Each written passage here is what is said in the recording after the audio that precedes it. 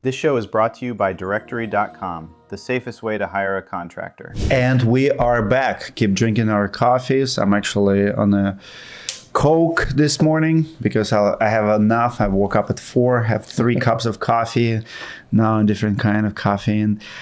Today we're discussing different cases when manufacturers failed and how it affected people's lives.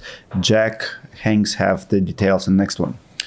All right, here we go. In 2017, a group of families bought brand new homes in Chester Springs, Pennsylvania. The homes were built by Pulte Homes, one of the largest builders in the country. After moving in, families started noticing a strong chemical smell, especially in the basements.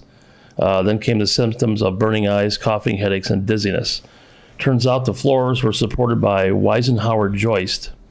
These joists were coated with a formaldehyde-based fireproofing, and they were giving off gassing toxic fumes. The homeowner claims in July of 2017, Weisenhower put out a press release admitting the issue and stopping sales of the product. The company offered 2 fixes: paint over the joists to trap the fumes, or tear out and replace the joists, is a much more expensive and disruption option. Homeowners said neither option was enough. The paint wasn't proven to work long term. Replacing the joists meant more construction, more cost, more stress. They wanted real compensation, not just patch jobs. The homeowners sued Weisenhower, claiming the joists were defective and made their homes unsafe. They said the product was poorly designed, and Weisenhower knew or should have known it was dangerous. On the other side of this, Weisenhower argued that the case didn't belong in the court. They tried to force arbitration, pointing out the clauses to the homeowner purchase contracts. But those contracts were with the builder, not Weisenhower. The judge said Weisenhower had no legal right to enforce those arbitration agreements. And the outcome, after back and forth in court and after 2 rounds of mediation, both sides reached a deal. In August 2019, the case was voluntarily dismissed. The settlement was private, with no admission of fault on each side, covering their own cost. The homeowners got closure, but the details of what they received remain confidential. I feel like small people always lose. Like whoever has the most money wins or keeps it under like. Well, OJ walked free for a long time, right? Same thing. Yeah. So what do you think? What do you think about the story? My biggest problem with this is the settlement. I mean, it actually harmed people, and then they made a deal, and Weisenhower got out of it, but nobody knows what the deal was. I mean, it's kind of a catch-22, right? Did the people get their homes fixed, or are they just after a buck, right? That's kind of the conflict I have on some of this stuff. You know, if it really was a problem, wouldn't they want to expose it and make it a bigger thing and make more people aware of it instead of just taking a check? I don't know. Yeah, I wonder how many people are going around their house just wondering, it kind of smells, but never looked into it, never did anything with it, right? And then the manufacturer's getting away. And I mean, it shows how much risk manufacturers really take on by selling products. But, trusses, it's the bones of the house. It's critical. You can't just replace a truss. There's so much that goes into it. And so when you're doing stuff like that, to throw something together and then be like, oh, yeah, we knew it wasn't the best design, but then not to reach out to everyone else because you weren't held liable to do that by a court system that's ill will, right? Well, you think is how many other truss manufacturers built them the same way? That's true. Not just them, I'm guessing, right? They all do the same thing, right? Coke and Pepsi are made the same way, right? Yeah. Well, in the past several decades, we've seen so many companies actually going out of business. Remember lumber liquidators? I was in the flooring business. They were importing products from China, and there's a lot of problems we talked about on the last pod. Drywall from China was doing like some guesses and stuff, but then flooring from China, we might have a good standard, but if you're importing stuff, and especially I feel like it's always this race to the bottom, like how do we mass produce something, make it as cheap as possible? And I mean, if you just supplement one quality product to another, like we're actually in the roofing underlayment business now, and difference between butyl and bitumen is huge, like little things, but you can get this, and usually the problem is if I cannot get this, but I can get next best thing, and then you don't know what's gonna happen. My thing is, if you're the builder, if you're the contractor, your reputation is not on your marketing promise. We have so many marketing promises. These kind of stories are speaking volumes of builders. You know, so many builders, so many contractors and big, large companies can easily afford to pay out a claim. Like if you recommend something, if you build something, if you have a problem, you can write a check to fix it, to do it twice or whatever, right? But if you're fighting tooth and nail on the claims, on your liability, and pointing fingers that it's not me, it's my sub, it's not me, right, it's the manufacturer, right? Like you're pointing fingers, like that's your reputation.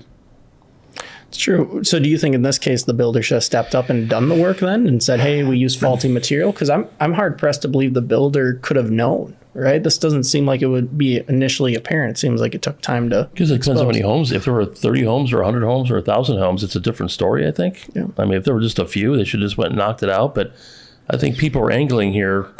I think there's some other stuff going on here. I mean, once again, do they truly want their home repaired, or are they trying to make a quick buck here? Yeah. It's, people, when money's involved, man, people's emotions become different. I think it should speak to anyone getting residential work done. Your contractor's probably not gouging you. They make their margins, but they're taking on way more risk than you realize. Stuff that's not even their fault, they will get roped into. Exactly. But they should be actively involved.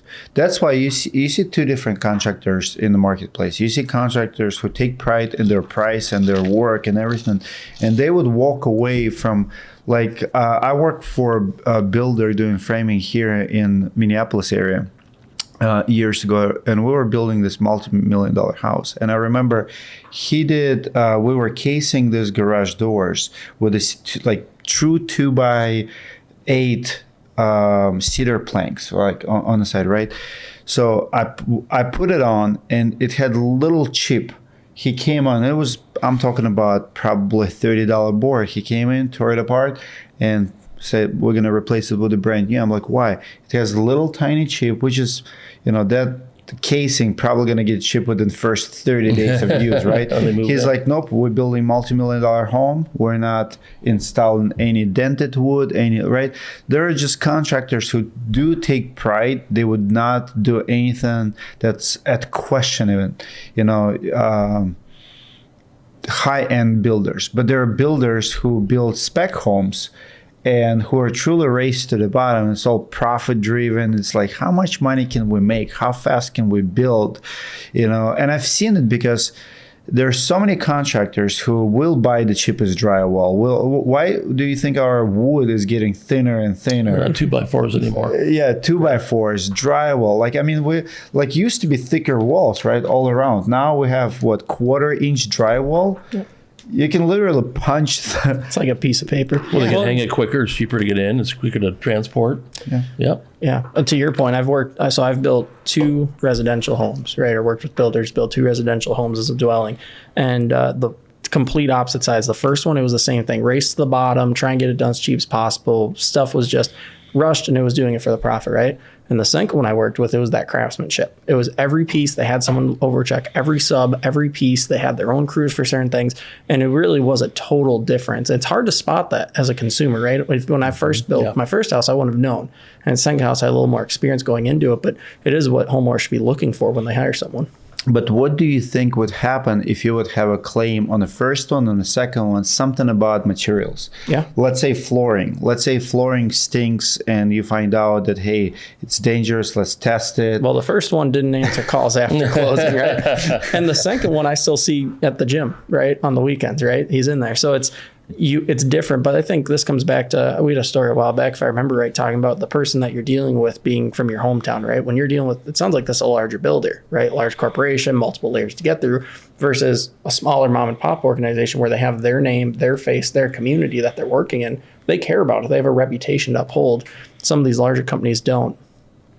Unfortunately, I think there's something to do with the capitalism in general, because we consume so much, we produce, so like, I recently listened to CNBC big piece on why everything is getting cheaper. Like even your Rolls Royces and BMWs and like car manufacturing, because you have to produce so much stuff for so many people. At the end of the day, with the inflation, with the price increases, you can't just keep increasing quality. Sooner or later, you have to make smaller cans, smaller stuff. Like you have to pack, or you price yourself out of the market. Exactly. Yeah, if you pay $11 for that Coke, and you'll buy it one time and never buy it again. Exactly. That's the problem. I think though back in, call it 100 years ago, I wasn't around back then, but you could get a Coke, or you go to a soda shop and they actually make like the soda in house, right? And they were kind of comparable in price, right? And there's some point where it is just the natural progression of capitalism where there will be that separation. I think we're just at the extreme of it now. To your point, you can't build a custom home and have workmanship for the same price because there's such a spread on so many different things.